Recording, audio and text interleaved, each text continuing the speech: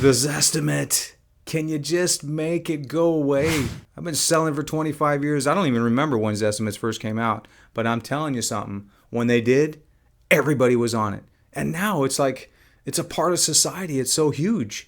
I mean, any homeowner that talks to me and wants to know what their home value is has usually been to Zillow and has gotten his estimate. I oftentimes ask that question right out of the gate to see what they say, and almost always they have. Hey, I'm Lake Norman Mike. Today's weekly video blog, we are covering the topic of the Zestimate and why you should not use it as an accurate assessment of value.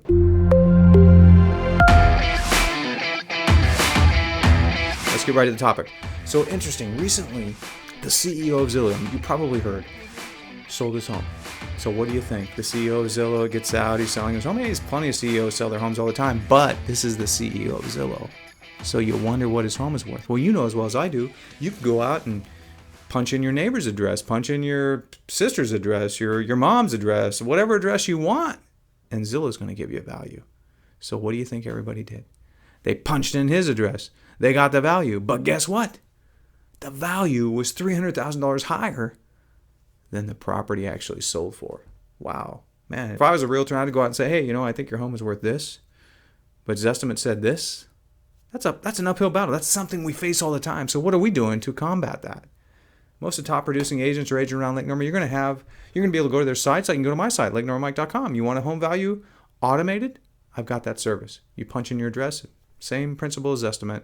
It gives you a guesstimate in about 1 minute or less. Is it accurate? No. And here's why. Think about this for a minute.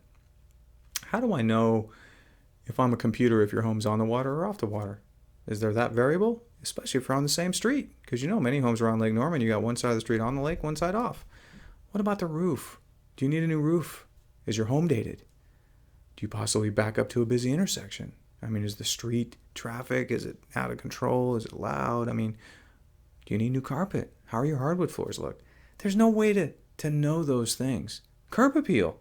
Is that maybe not from an appraisal standpoint, but for drawing attention to your property, sure is important. But think about that for a minute. Can a computer model actually do all those assessments to give you an accurate evaluation of your home? Heck no.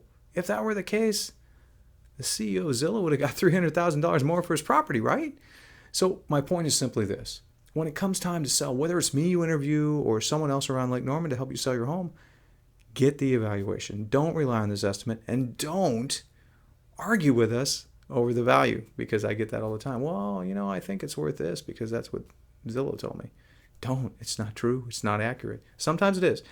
The place it works, just to let you know real quick, if you have a high density neighborhood, you've got a lot of homes, similar square footage, similar style, more of a tract type subdivision, this estimate can be fairly accurate because the computer model does not have to go out very far to find a bunch of sold properties. And when that's the case, this is in high turnover neighborhoods, you're going to get a better assessment of value. Your price per square foot is going to be tighter because you don't have all these variables in play.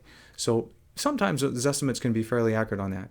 But everywhere else, the majority of the population, especially around the Lake Norman area, it's going to be way off and off considerably.